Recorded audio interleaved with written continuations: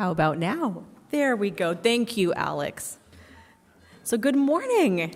It is wonderful to be with you today for our animal blessing. Now, we have a shorter service planned for us today to make things just a little bit easier on our animal loves who are here with us this morning. As we settle in for our time together, let us pause to center our hearts and our minds for worship. And we begin with the words by the Reverend Ian Rydell. Come hoof and trunk and tail and horn and paw and wing and claw. Come bird and reptile, mammal born, all full of nature's law. Bring bark and crow and ribbit too, and silent stare and hiss. Bring purr and trill and warble too, and voice no ear can miss. We gather here, each life and all, to celebrate and sing, to honor creatures large and small. 'Tis holiness we bring. And so come, my friends, and let's worship together.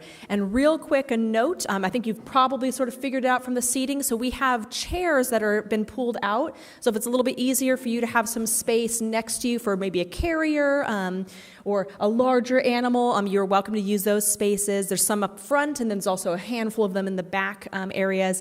You are also welcome to have your animals on the chairs. We have some, lint rollers and stuff, so that's A-okay.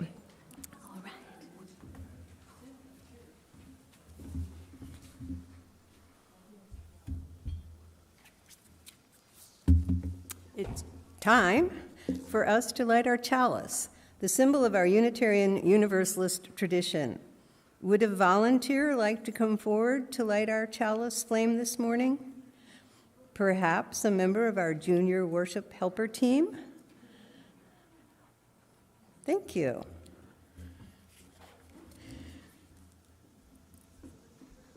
Our chalice lighting words today are by Mark Causey. We light this chalice, spark of the original fire of creation, to remind us that we all on this planet, the furred, the feathered, the finned, and the scaled, along with us featherless bipeds, we are all made of the same star stuff and all share a common destiny. We all share the same hopes of a life free from harm and suffering, and the same aspirations of happiness, love, and flourishing, being able to express our own unique natures and capacities as best we may. We are just that many diverse perspectives from which the whole is seen and experienced. We are inextricably intertwined, interconnected, and interdependent, and it is good. Blessed be. And now please stand as you're able for our affirmation by James Villa Blake. Please repeat each line after me, which helps our littlest UUs participate, even if they can't read yet. Love is the spirit of this fellowship. Love is the spirit of this fellowship. And service is its law. And service is its law. This is our great covenant. This is our great covenant. To dwell together in peace. To dwell together in peace. To seek the truth in love. To seek the truth in love. And to help one another. And to help one another. And now let's stay standing for our opening hymn. If any junior worship helpers are here today and would like to join us here to help lead our hymn, please come up now and bring your gray hymnal. Our opening hymn today is number 38, Morning Has Broken.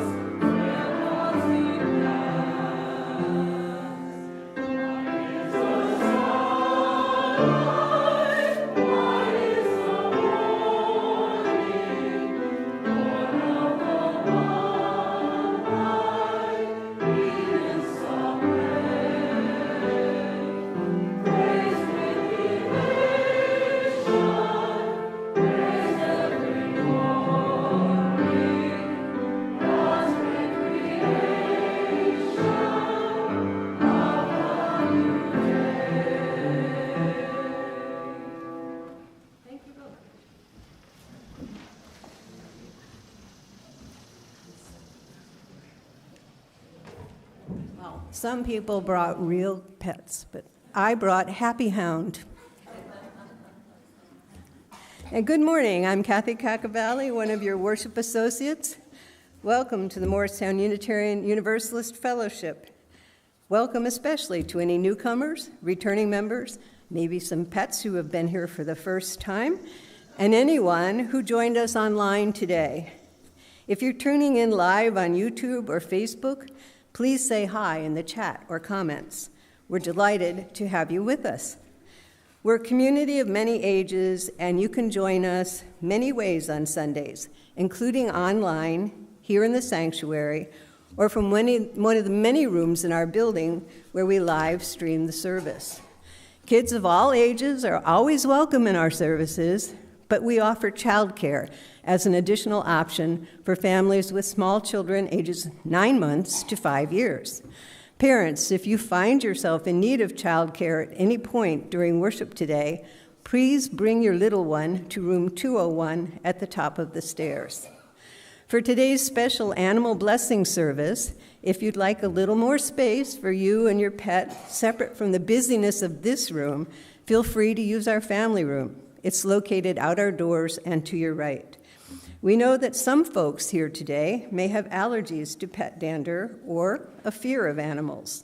If you'd like to enjoy today's service in an animal-free space, feel free to use our library or lounge. Our service is live-streamed there as well as in the family room, so you won't miss a thing. Finally, we know the animals are not always, let's just say, on our schedule. If your pet has an accident today, no worries, but we ask that you clean up promptly for the comfort of everyone, rather than waiting till after the service. There are bags, paper towels, and other cleaning supplies at the rear of the sanctuary, as well as in the family room. Thank you in advance. Again, welcome to everyone here and online, whether human, canine, feline, I heard a lizard was here, or any other species. We're glad you're here with us today.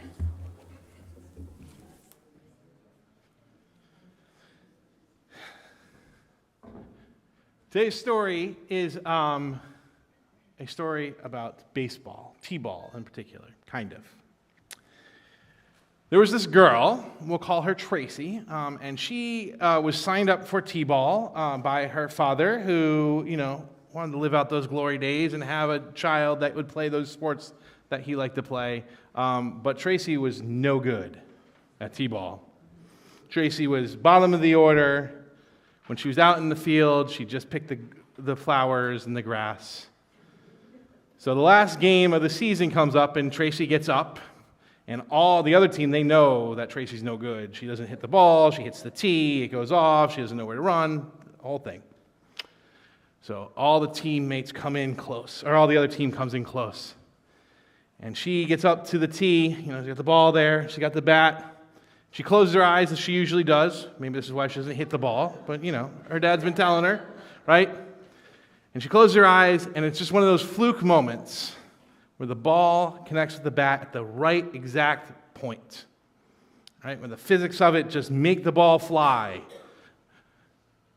And so she cracks it, and it goes past all the kids. Remember, all the kids are moved in, and it goes past them, flies out into the outfield. She opens her eyes and is surprised that it's not 4 feet in front of her or falling off to the side. And everyone is yelling, the coach is yelling, "Run to first base." And so she goes, "Oh, okay, great." And so she runs to first base. And now the ball's way behind all the other kids, and they're little, they don't know what they're doing either. And so they're scrambling around. And so the coach goes, "Go to second." She goes to second. And then they go to third, because the kids still haven't gotten the ball. I guess they finally have gotten it, and now they're starting to get it there. And she gets to third base. They're not moving quick enough, and so the third base coach goes there. He goes, "You got to go home. Now. Go home. Run home." Now, you're a little bit with me.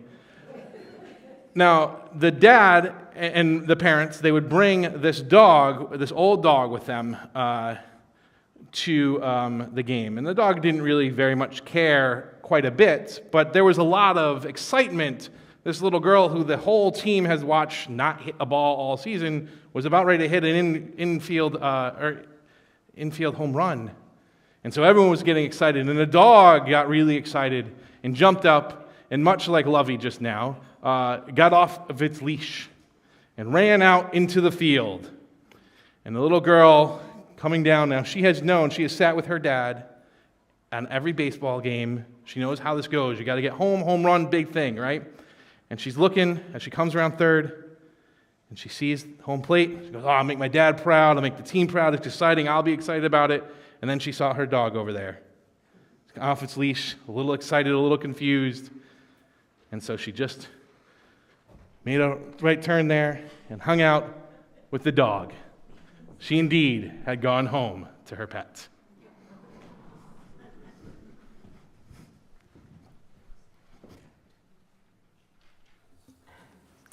It's time now for our milestones and passages. So, every Sunday we're coming through these doors, maybe sometimes with a lot on our hearts. Maybe your family welcomed a new baby or a new pet. Perhaps you lost a loved one. Maybe you got a new job, or maybe you were fired. And children have joys and sorrows too, things that make you happy or sad. And whatever your age and whatever the joys and sorrows of your own life, you are welcome to share them in our service. You can do that by filling out our milestones and passages form before 9 a.m. on Sunday, which you can find online and in our newsletter. And you also can fill out a paper form as you're walking through our doors. There's some of those on the table on your way into the sanctuary. Now, this morning, after each of our milestones and passages has been shared, I invite you to respond by saying, "We hold you in our hearts." And if you are joining with us online today, I invite you to participate in our chat or in our comments. This morning, Rachel and Matthew Barry share that they welcomed a new grandniece, Everly Grace, into the family. Everly and her parents are off to a happy start, and they can't wait to visit them in Florida this fall. We hold you in our hearts. And let's take a quiet moment now for the prayers and meditations of our own hearts. This is a little bit of time to remind yourself to meditate periodically. So if you would like, go ahead and close your eyes now. Take some time, maybe kind of settling into your chair, getting comfy. Take some time to focus on your breathing. Breathe all the way down deep into your belly. Hear the breaths of the people around you, people who share life with you, people who share this planet. Maybe we can even hear the breathing of some other than human people here today with us. Let's go ahead and take 3 deep belly breaths together and then a moment of silence.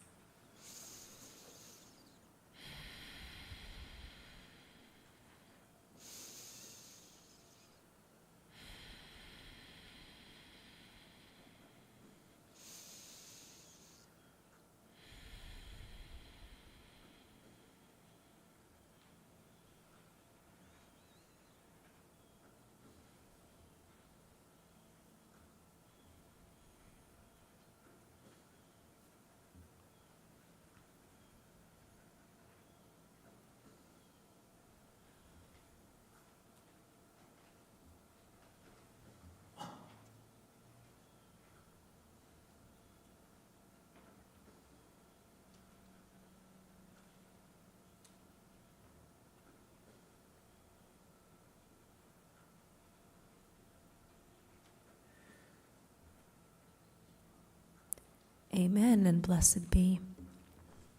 Now let's go ahead and remain seated as we sing number 15, The Lone Wild Bird, which you can find in your gray hymnal and also on our screen, and we will sing we will sing the whole thing.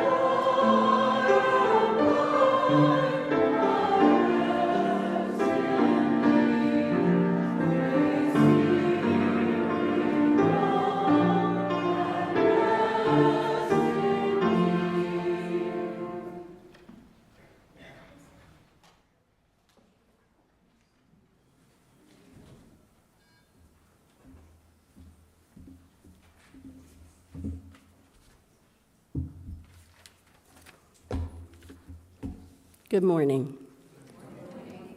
My name is Mary Beth Cooney, and I'm a member of the fellowship. Some of you may know that I run a nonprofit called Creature Comfort Pet Therapy. For the last 10 years, I've had the privilege of working with animals, hundreds of them, and their private owners, who are my volunteer workforce to be pet therapy teams. Since many of you own a pet, some of you have them here today, you might ask what makes therapy animals different, since every pet provides loving therapy for their owners.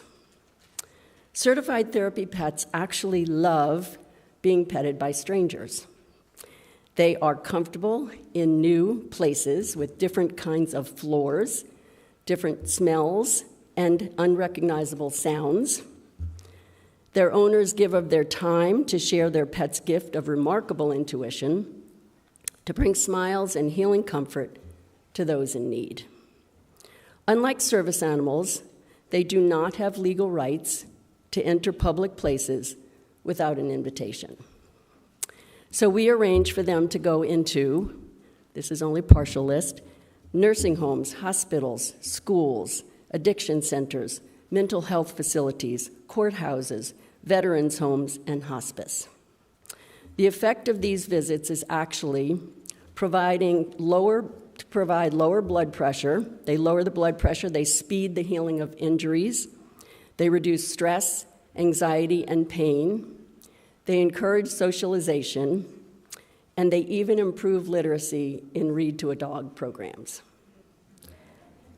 But how do animals create these responses for humans? Petting a calm, loving animal produces oxytocin in your brain. That then floods the body with wellness chemicals. Oxytocin is the hormone that's all about social interaction and bonding.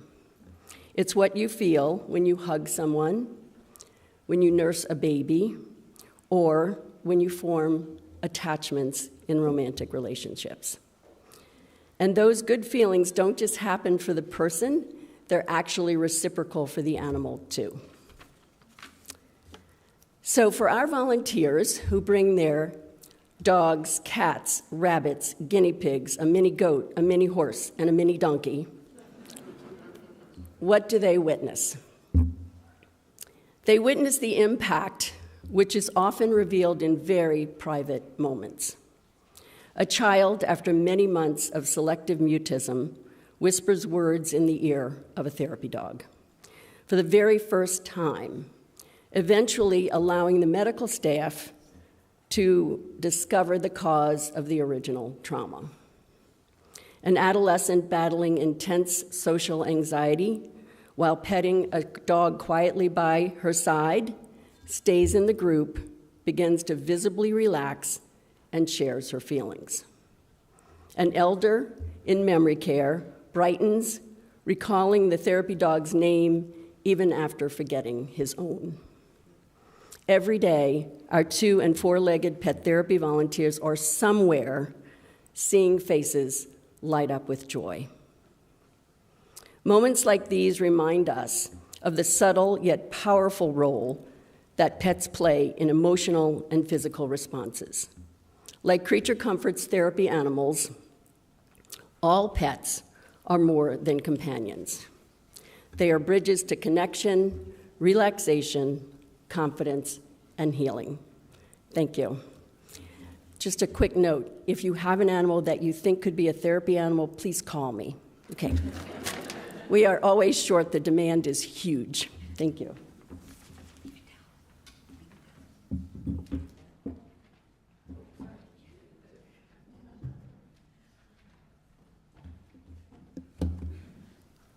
We come now to the time in our service each Sunday when we pause to offer our gifts of financial support to this congregation. Your donations make all that we do here together possible and also help make our wider community a better place. That's because each Sunday we give at least half of the money we collect to an organization that is doing good work to advance our Unitarian Universalist values of love, justice, equity, transformation, pluralism, interdependence, and generosity in a world that hungers for them now more than ever. Today's offering will be split 50-50 with Unitarian Universalist Ministry for Earth, which provides spiritual grounding and education for earth care and climate justice. You may give in our collection plate or by following the instructions printed in your order of service and shown on the screen. Thank you for your generosity.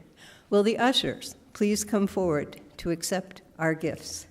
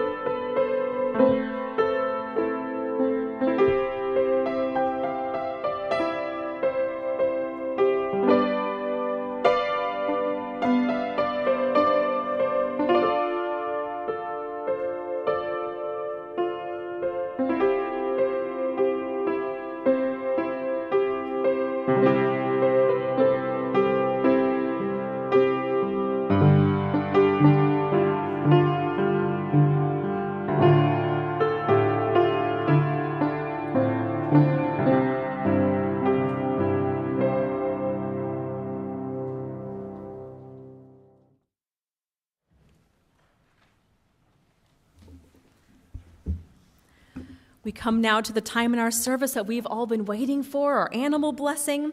If you brought your pet to the family room, this is the time, if you would like to have them blessed, to come on back into the sanctuary. Now, some of the animals that we honor here today are with us here in person this morning, and others are at home where they feel more comfy and secure. And this morning, we also carry animals in our hearts who have passed away. Although they are no longer here with us physically, we still cherish their memory and the gift of their presence in our lives. And we honor all animals today, not just companion animals, but wild animals and service animals too. We even honor insects, fish, starfish, sponges, creatures, lizards, creatures that we may sometimes forget are animals who play important roles in our ecosystem and who are special, unique, and valuable. Together, we all share in this great common life, yes, including human beings who are, after all, animals too. The UU minister, Tom Rhodes, offers a beautiful poem that reminds us of the many gifts that animals bring us and the world, and the lessons we can learn from them. He writes, "You birds of the air, hawk, sparrow, and laughing jay, you embody freedom itself. Delight us with your song, astound us with your feats of migration. Grant us your perspective, for too often our horizon is limited and we are unaware of the full results of our actions. You worms of the earth and beetles, spiders, and centipedes, you are the essential but oft forgotten strand in nature's web. Through you, the cycle is complete. Through you, new life arises from old. Remind us of our humility, for the wheel of life does not turn around us. We are not the axle, but merely spokes, no less than unseen and shunned companions such as yourselves. You creatures of the field and wood and marsh and desert, bear and bison, skunk and squirrel, weasel and wolf. Too often, we have sacrificed your homes in the name of progress, clear-cutting the forest to fill our desire, or covering the earth with tarmac, cement, and suburban lawns. Pray that we may remember that the earth was not given for our needs alone, and what we do to you, we eventually do to ourselves. You animals of the farm, horse and cow, pig and fowl, willingly or not, you give your very lives for us, your milk for our nourishment, your flesh for our sustenance. Yet too often we forget that the meat on our tables was once as alive as we are. Forgive our willful ignorance and remind us constantly to give thanks for your sacrifice. You dearest companions in our lives, dogs and cats and hamsters and goldfish, you who are with us today, and you who will always be present in our memories, you have enriched our lives in so many ways, endured our shortcomings with calm acceptance, and taught us something of our humanity, taught us how to love. May we hold you in our hearts throughout the days of our lives. All right, it's time. So I invite you, if you would like to have an animal blessed up here on the chancel, to go ahead and line up over here, and we'll have them come up one at a time so they can be blessed. You can alternately bring a photo with you if you have an animal that does a little bit better at home, and children are welcome to bring your stuffed animals up. Afterward, if you have an animal here today who is a little bit shy, maybe a little too shy to come up, you can remain seated, and afterward we'll have you raise your hand and I will come on to you for a blessing. Let's go ahead and bring your animal loves forward now. Oops.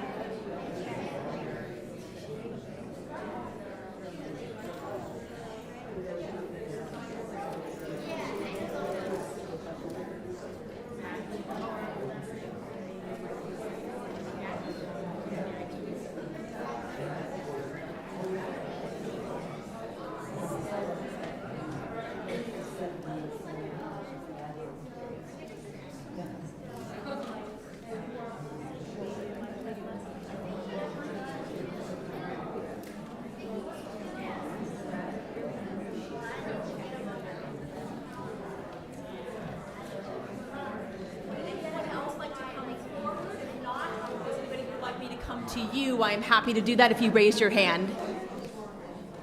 Anyone need me to come to you? Any shy animals? All right.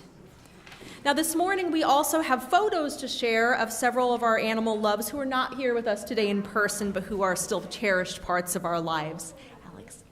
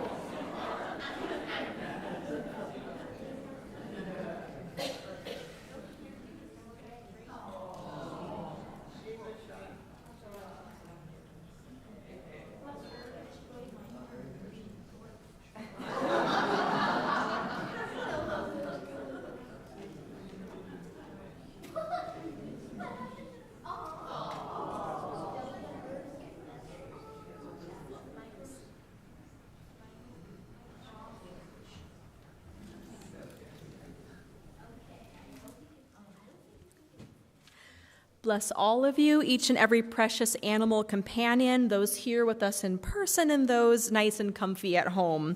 May happiness and love follow you through all the days of your life, and may you bring happiness and love to those in your family. And now let's pause and honor the lives of our animal companions who have passed away.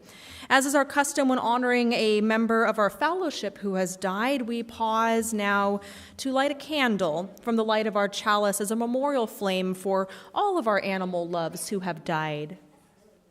Have you go ahead and light that? Yes, please. Thank you.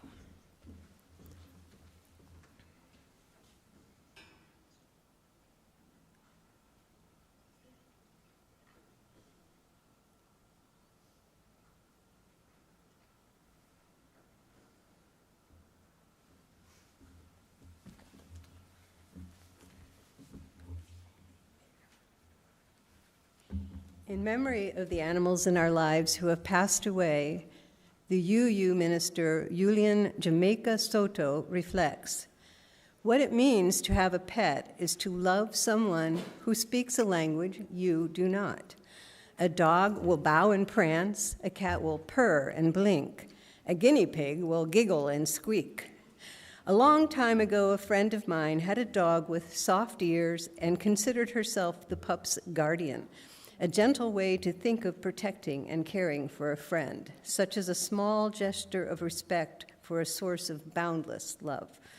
The dog's long pink tongue lolling in a goofy grin, the cat convinced that kneading and grooming are crucial to this day, a bird asking for a treat, bending a wing to wave. These are friends, they are loves. It's kind of surprise that you should love someone so much who would eat the butter on the table if they could get away with it, and gets endless hair on the sofa when they aren't even supposed to be on the furniture. When they are called companion animals, it's such an open, tender truth. The endless cuddles and tricks and loyalty, the comfort of fingers to fur and big, adoring eyes. These are friends. They are loves. They stretch our hearts and fill them with their abundance of kindness. When they are gone, our hearts remain larger, though their absence leaves room for expanses of grief. Their love champions and companions us still. And now let's conclude our animal blessing with a responsive reading by the UU minister, Karen Johnson. When I indicate please respond, thank you for the animals in our lives. Ours is a world alive and allowed with the presence of creatures and critters. Animals abound, interwoven in our human lives and wholly independent. This is the interdependent web of all existence of which we are a part. Thank you for the animals in our lives. Some of us have known animals who saved our very lives. Sometimes this is a metaphor, sometimes it is literal fact. For so many of us, we are better human animals because we have known animals as part of our story. Thank you for the animals of our lives. Animals are not only cuddly and cute companions of solace and delight. Animals are deeply wild, with the capacity to defend and kill, even the ones we have pronounced tamed. Let us always show forms of proper respect for this wild way. Thank you for the animals of our lives. There is the painful reality that some animals suffer needlessly at our hands. There are animals who encounter human cruelty, left hungry or maltreated, used for mean-spirited profit, habitat stolen and built upon without regard for our shared mutual existence. Let us do what we can to be able to give thanks for animals without hypocrisy or heartless dominance. Thank you for the animals in our lives. There are animals in our daily lives whose labor makes our own lives easier, safer, and more accessible. Animals who lend us their fur or hair or feathers or fleece or milk or eggs that we might be sustained without their loss of life. Animals whom we raise to hunt, may it always be compassionately and with respect for the wider web, though we know this is mostly not the case. Whose lives are sacrificed that some of us may eat or cover our bodies. May we move ever closer to that ideal to live lightly on our earth, taking only what we must and no more. Thank you for the animals in our lives. We bless all animals. We bless those we know and love. We bless those unknown to us who have benefited our lives. We bless even the ones that can harm us, affirming with humility their place in the interdependent web. We affirm the impulse for humans to live in right relation with all animals, all other animals on this earth. May we honor our best presence as part of the animal family. Thank you for the animals in our lives. Amen, and blessed be. And now let's go ahead and sing together. Please rise and body your spirit for our closing hymn. Our closing hymn this morning is number 175. We celebrate the web of life. And any of our junior worship helpers who are here with us today who'd like to help lead the hymn are welcome to come forward with your gray hymnal.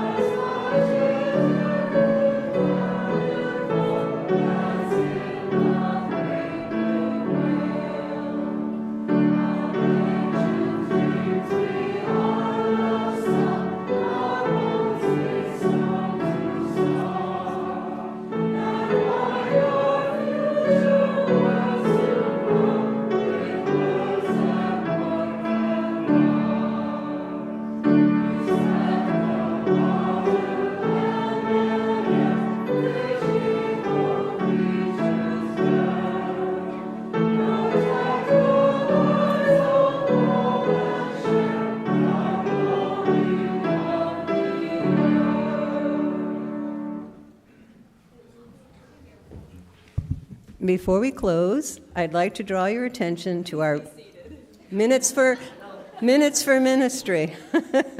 This is a time when we share brief updates about our congregation's activity to help us stay engaged with our community beyond our Sunday service. This morning, I'd like to draw your attention to the following. Any newcomers with us today are invited to fill out a welcome card to help you get connected with us. You can also talk to our welcome ambassador, who would love to meet you and answer any questions. Look for the Sunny Gold sash. Anyone needing a caring presence this morning will find a compassionate listening ear with one of our lay pastoral care associates. You'll recognize them by their sky blue sashes.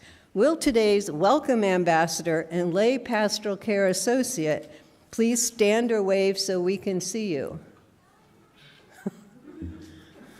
Thank you. As our new fellowship year approaches, we're looking for volunteers for a variety of things.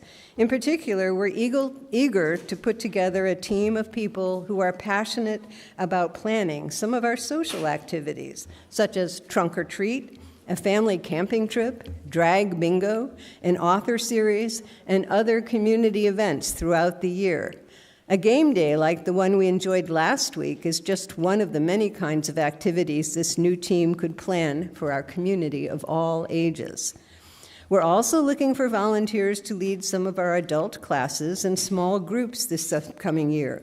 We launched several great new offerings last year and hope to continue the momentum this upcoming year, or even expand.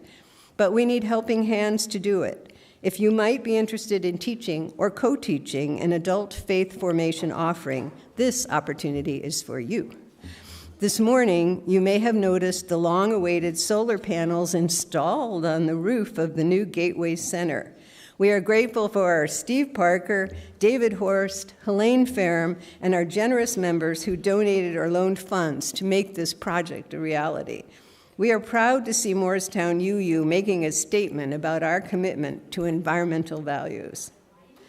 Finally, we are excited to announce that we will be starting a children's choir this year for children in 3rd through 8th grade. Rehearsals begin Thursday, September 11th at 6 p.m. Full details about all of these and many other activities can be found on the back of your order of service, in our weekly e-newsletter, or on our website at muuf.org. We've reached that time of year where our activities are starting to really take off again, so this is an especially important time to keep on top of our publications. And now I open the mic to announcements from our ministry teams and committees. Is there anyone? Yes, please keep your announcements to 1 minute or less.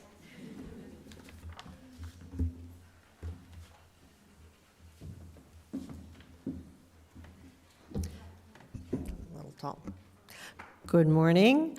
Last August, the Deeper Roots, Wider Wings team announced that we were crossing into the mortgage prevention phase of our campaign because we had raised all but $394,000 of the $8.5 million that you guys had authorized us to try to raise, and we had. And we had also been authorized to obtain a mortgage of $400,000. So technically we could quit with the fundraising, but we didn't. And I'm delighted to announce that as of July, the beginning of July, we were down to needing only $313,000, which means that we are in reach this August, before we have in-gathering, to maybe cross over that threshold where we will be needing less than $300,000. So we're just $13,000 away from that, folks. So please consider yet another gift, or if you haven't given yet, this is the perfect time. Thank you. Oh, I'm Shori Blow. I'm the co-chair of the chair.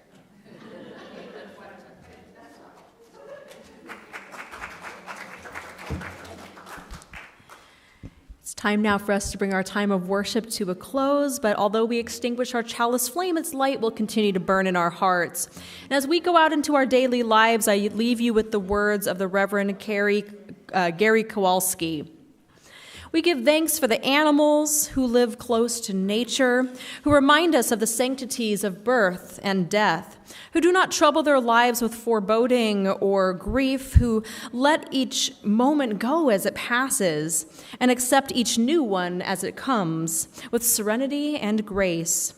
Enable us to walk in beauty as they do, at one with the turning seasons, welcoming the sunrise and at peace with sunset.